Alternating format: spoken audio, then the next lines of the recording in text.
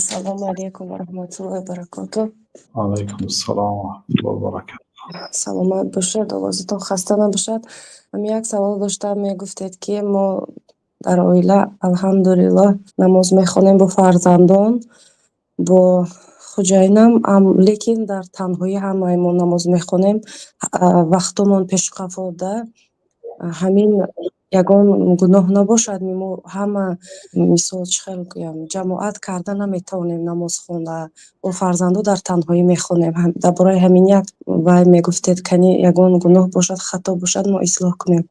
رحمتی کلام سلامت باشد. سلامت باشید. برای کودک ها و زن ها نماز جماعت فرض نیست، حتمی نیست، لیکن برای مردهای بالغ نماز جماعت بنابراین به قول اکثر علما واجب است و بعض علما سنت مؤکده هست گفتن، ولی گفتن که رخصت داده نمیشد مگر هم با عذر. گفتن یعنی سنت مؤکده گفتند ولی گفتن رخصت نیست از جماعت، ترک جماعت کردن رخصت نیست مگر عذر داشته باشد. گفتن یعنی باید به جماعت رود.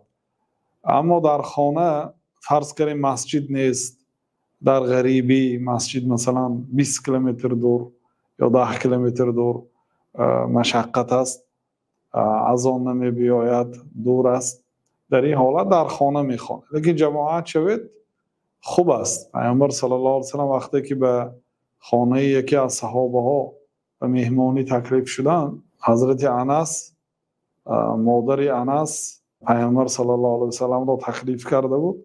بعد پیامبر صلی الله علیه و سلم وقتی که طعام را خوردند، قوموا فلیصلی لکم، بخیزید من برای شما یک 2 رکعت نماز گذاشته دهم تا اینکه نماز مرا تعلیم دهید. گفته به پیامبر صلی الله علیه و سلم به صف پیش برآمدن.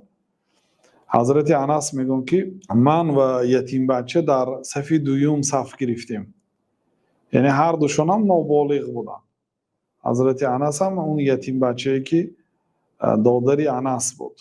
ما دو کس در صف دادری مادری بود، یعنی پدرش دیگر بود. در صف اول ایستادیم والعجوز من ورائنا، کمپیر در قفا بود. میگن برای اینکه زنک در صف بچه ها نمیایستد، در صف پسرها. یک نفر باشدم در صف آخری میایستد. یعنی در همین شکل پیامبر صلی الله علیه و سلم در خانهشان نماز جماعتا گذاشته.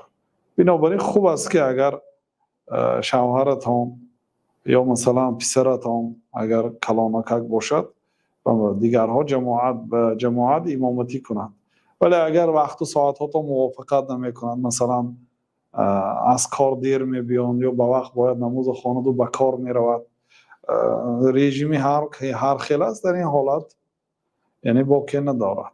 الله تعالی به خانوادتان برکت عطا کند.